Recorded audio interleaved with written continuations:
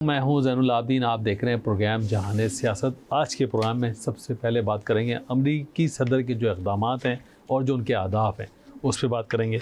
उसके बाद आएंगे इसराइल ने हमास से जो जंगी मुआहदा किया था वो तोड़ दिया और पूरी तरह बमबारी कर रहे हैं और बेगुनाह लोग फिर मारे जा रहे हैं। और फिर आखिर में बात करेंगे पाकिस्तान और रूसी बहरिया की मशक़ और पाकिस्तान रूस के ताल्लुकात कुछ बढ़ते जा रहे हैं। ये हैं आज के मौज़ूआत। मिर्ज़ा साहब अस्सलाम वालेकुम। वालेकुम सलाम ज़ैनुल आबिदीन साहब और अस्सलाम वालेकुम नाज़रीन कराम। और साथ साथ में भी जो रमज़ान की मुबारक साथ हैं उन सब से आपको मुस्तफ़ीद हों, अल्लाह से दुआ करते हैं। अल्लाह ताला आपको इस मुबारक महीने में जितनी भी आप अल्लाह से अपनी अपनी बरक़ात ले सकते हैं वो लें। अल्लाह से दुआएं करके अपनी मुरादें पूरी करें। और हम दुआ करते हैं कि अल्लाह ताला सारे मुसलमानों को जो इस वक्त मुब्तला में मुब्तला हैं उससे निजात हासिल करे। और ख़ुसूसन जो हमारे गज़ा के लोग हैं और जो हमारे फ़लस्तीन के लोग हैं, जो हमारे कश्मीर के लोग हैं और म्यांमार के लोग हैं, या जहाँ कहीं भी मुसलमान के साथ जुल्म सितम बरपा है, वो सब के सब अल्लाह ताला उन पर रहम फरमाए, उनकी गैबी मदद फरमाए।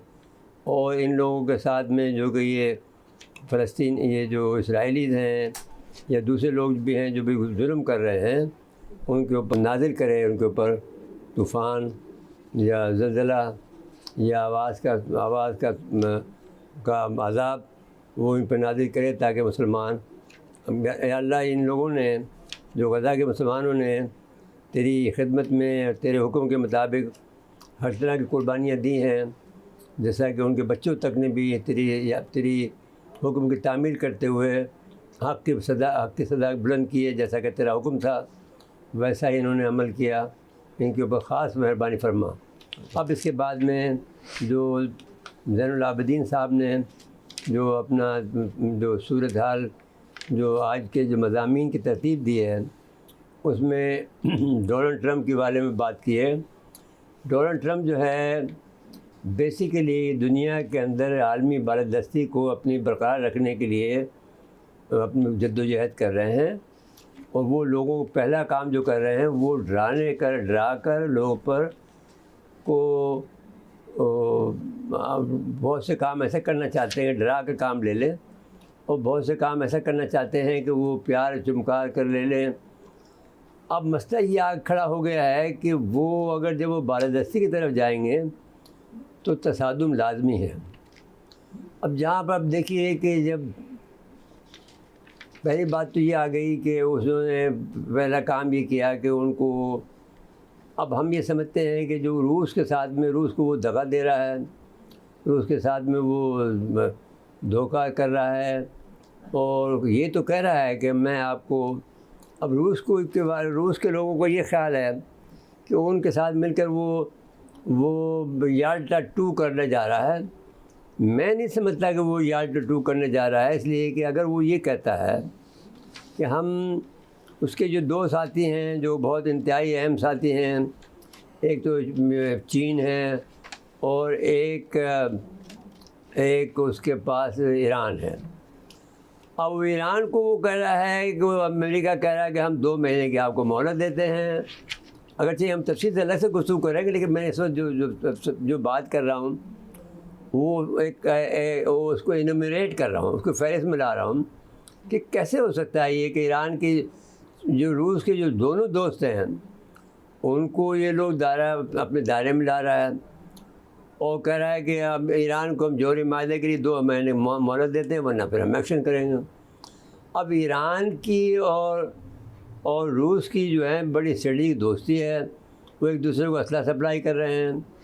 अब सवाल ये पैदा होता है, और यूक्रेन से ये कह रहे हैं कि आप यूक्रेन को बताए तो उन्होंने ऐसा लगा जैसा कि बिल्कुल जैसे एक ज़माने में हम जब स्टूडेंट लीडर थे तो हम ये करते थे कि अपने आदमी से किसी को पिटवा दिया या उसको डरवा दिया और फिर जाकर हम चौधरी बन के बैठ गए जी, और उसको फैसला हमने खुद अपने उसको धमकाया उसके सामने और उसको उस आदमी को सरनगू करा लिया।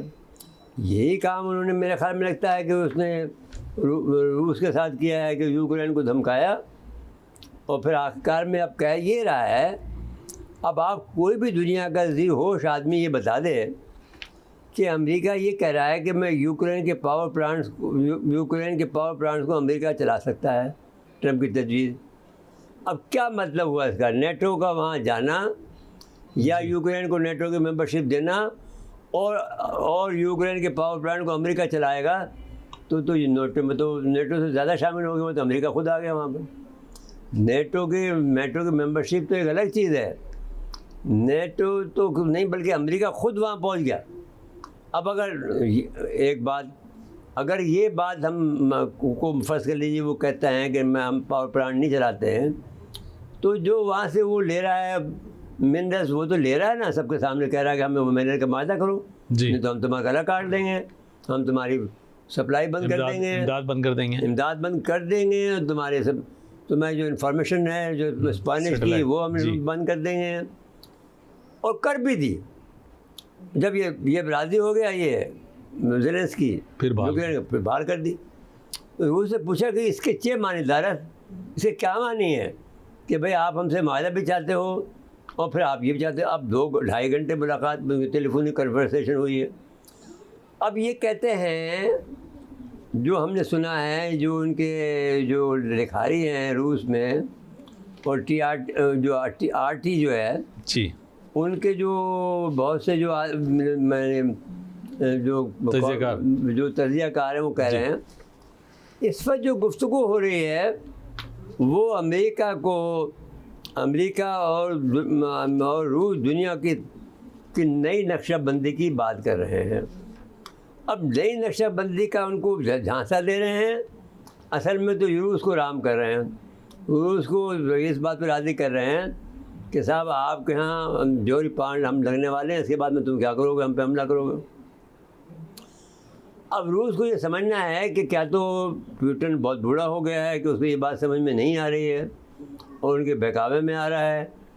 अगर वो बूढ़ा हो गया है तो अगर हम जैसे भी उम्र का आदमी पहुँचेगा, तो पुतिन तो इस उम्र को पहुँचा भी नहीं है जी, तो हम भी ये बात समझ रहे हैं, तो फिर वो नहीं समझता होगा।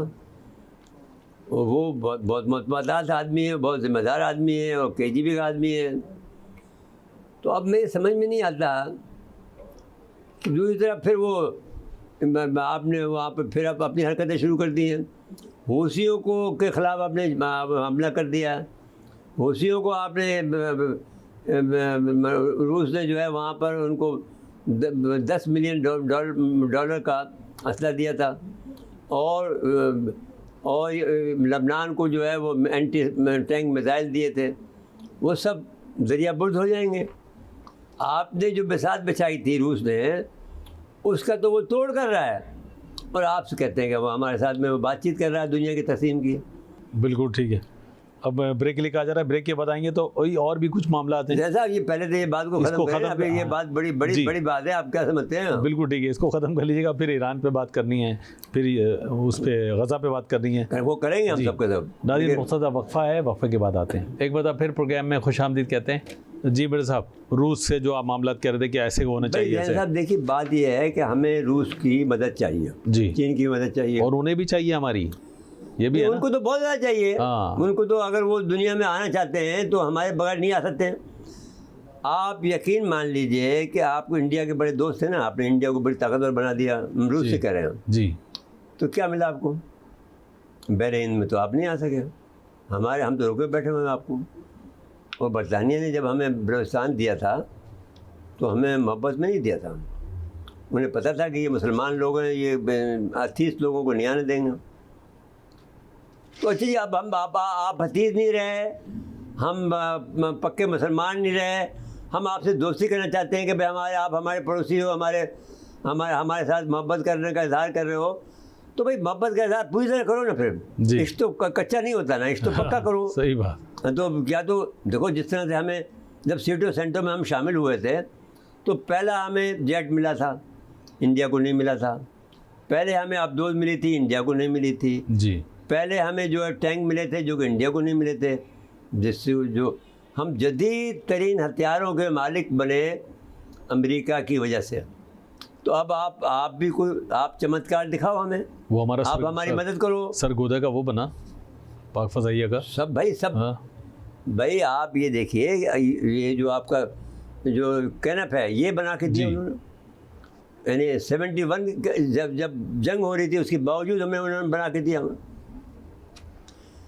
तो मैं ये कहता हूँ कि भाई आप भी तो कोई ऐसा काम करो ना कि आप हर चाहते हो कि आपकी झोली में पैसे डालें डॉलर तो आप हमें देंगे। भाई क्यों भाई? तो फिर हम बाज़ार से ले लेंगे। हाँ, नहीं तो फिर हम भाई, और चीन भी चाहता है कि साहब हम आपको देंगे तो हम आप हमसे गवादर ले लेंगे। भैया ये नहीं हो सकता।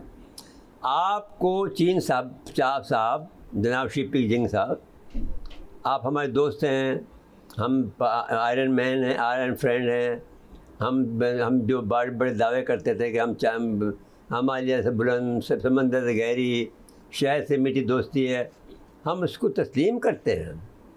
लेकिन इसके ये मानी नहीं है। अगर आप बड़ा मुल्क बनना चाहते हो, सिपैक को चलाना चाहते हो, सिपैक को मामूली बात है, सिपैक को 2 रास्ते से रोक रहे हो, म्यांमार से भी रोक रहे हैं, यहाँ से भी रोक रहे हैं। अच्छा जी, हम तो अपने जवानों को जाफर एक्सप्रेस में कितने आदमी हमारे शहीद हो गए। हम तो आप कुर्बानी दे रहे हैं। आप कुर्बानी पे एक आदमी पर आप सारे इदारे बंद कर देते हो। कमाल का तमाशा है आपका। किस किस्म की तुम्हारी दोस्ती है?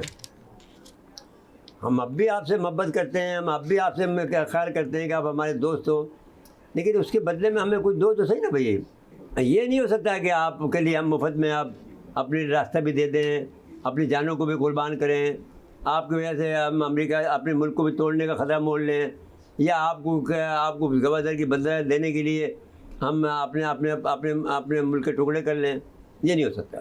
बलूचिस्तान पे हम एक दिन जिस दिन भी कंप्रोमाइज़ करेंगे उस दिन ये बंद हो जाएगा। जब दिन हम कहते हैं सिपैक हम बंद कर रहे हैं जी, उस दिन ये झगड़े ख़त्म हो जाएंगे। ये सारी बलोच वलोच जो है रोज़ हो या फलाना रोज़ हो, वो घर बैठ जाएगी, अपने पैसे बंद हो जाएंगे उनकी आमद जो है। तो अब आगे क्या करें? खैबर पख्तूनख्वा में हो रहा है तो वहाँ भी चुप हो जाएंगे। वहाँ पर अब आप कहते हो कि हम आएंगे, अमेरिका कहता है कि हम आ जाएंगे साहब यहाँ पर, क्या नाम है आपका जो ईस्ट के अंदर जो इनका सबसे बड़ा अड्डा था जी, जो वहाँ पर आके बैठ जाएंगे अमेरिकन। अब अमेरिकन आगे वहाँ बैठ जाएंगे तो वो हमारे लिए आगे बैठेंगे। ठीक है, हमारे लिए भी आगे बैठेंगे, हमारे एटमी प्रोग्राम के पीछे हैं। तो चीन के लिए भी बैठेंगे, रूस के लिए भी बैठेंगे। तो ये रूस ये समझता हो कि वो बड़ा। तो मैं आप अपने दोस्तों से कह रहा हूँ कि भाई हम तो आपके साथ, हम तो माइल बकरम हैं, आप ही जो है उसके लिए तैयार नहीं है। अगर आप ही नहीं करना चाहते हैं तो हम उसका कोई इलाज नहीं। अब आगे चलने अब आपके सूरत पर अब जरा ये कहते हैं ईरान वाली बात कर लें पहले।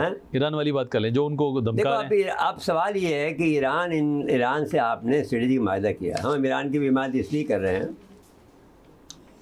भाई, कोई भी मुल्क जो है अपने पड़ोस के अंदर एटमी ताकत नहीं देखना चाहता, हम भी नहीं देखना चाहते। तो सच्ची बात है, ये ईमानदारी की बात है। ईरान की बात कर रहे हैं हम जी। बट अगर ईरान अब हो रहा है अपने तौर पर तो अब हम क्या करें? हो जाने दो भाई।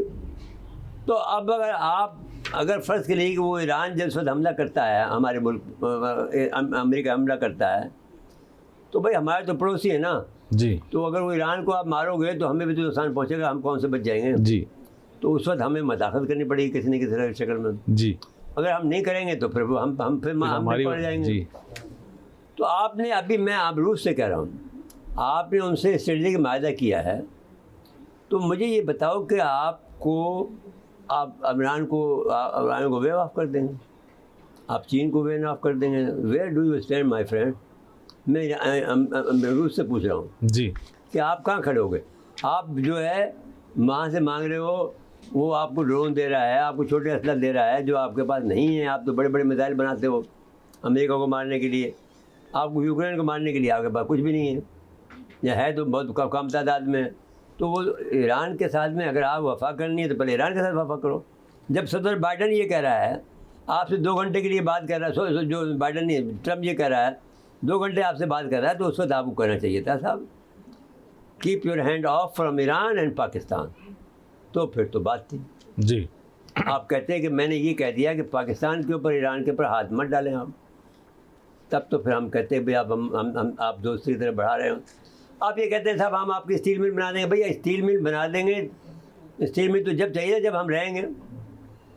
अच्छा, अब रहने की बात ये है कि भाई अगर कोई आदमी, हमारा तो दुश्मन एक ही है, इंडिया है।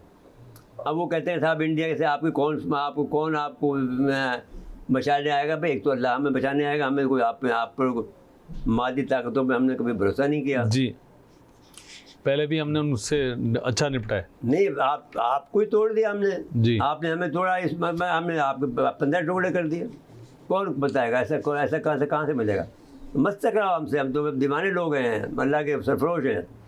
तो ये बात नहीं, हम आपसे ही कहते हैं कि अगर दोस्ती का हाथ बढ़ाना है, अगर आपको वाट में आना है, तो पहले बरतानिया से, अमेरिका से निमट कर हमारे पास आओ। जी।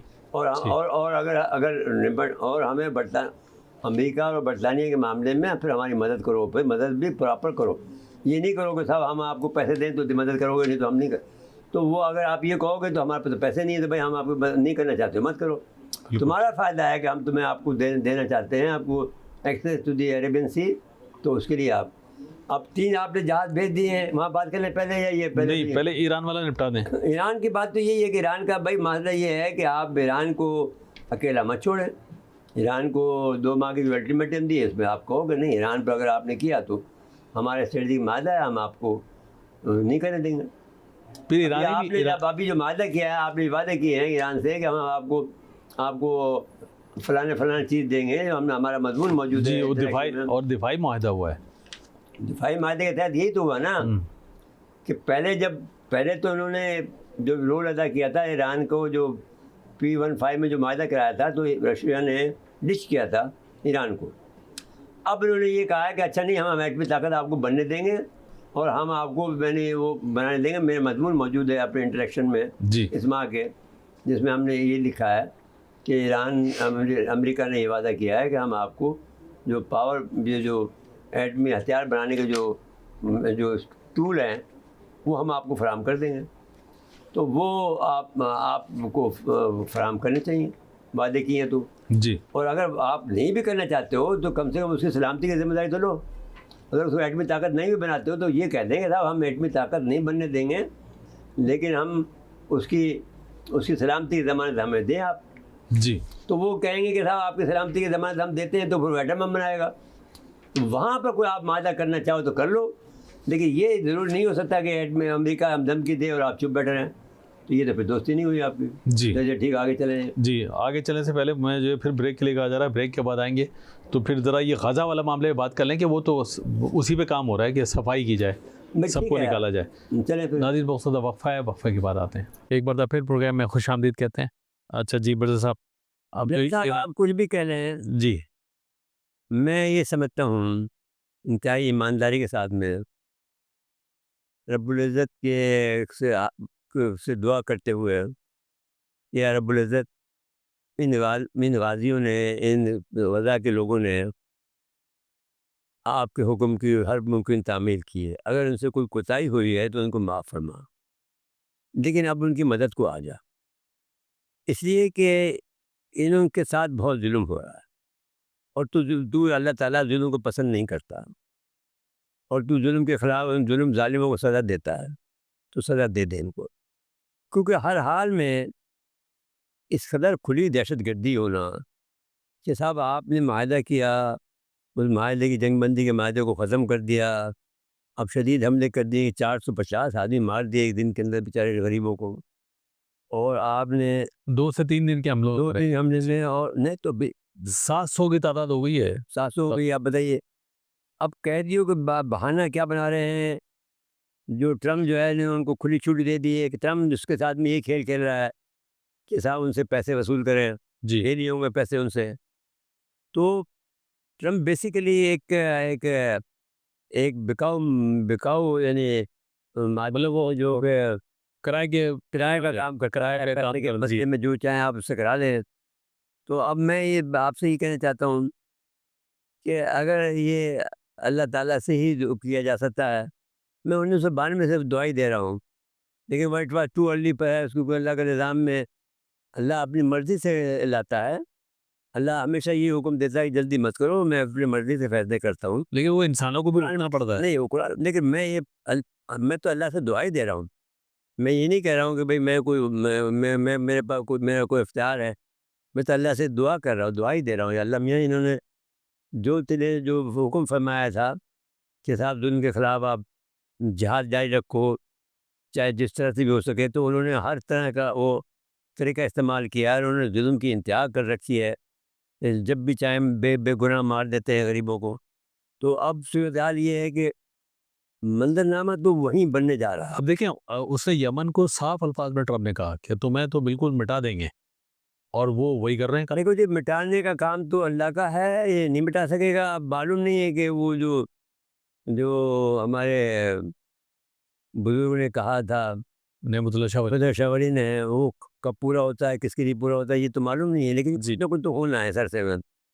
क्योंकि मैं ये नहीं समझता कि जिस तरह से मैंने आज बातें की हैं रूसियों के बारे में, ऐसा नहीं हो सकता कि रूसी जो ये बातें न समझते हों जो मैं समझता हूँ, वो बातें वो भी समझते हैं।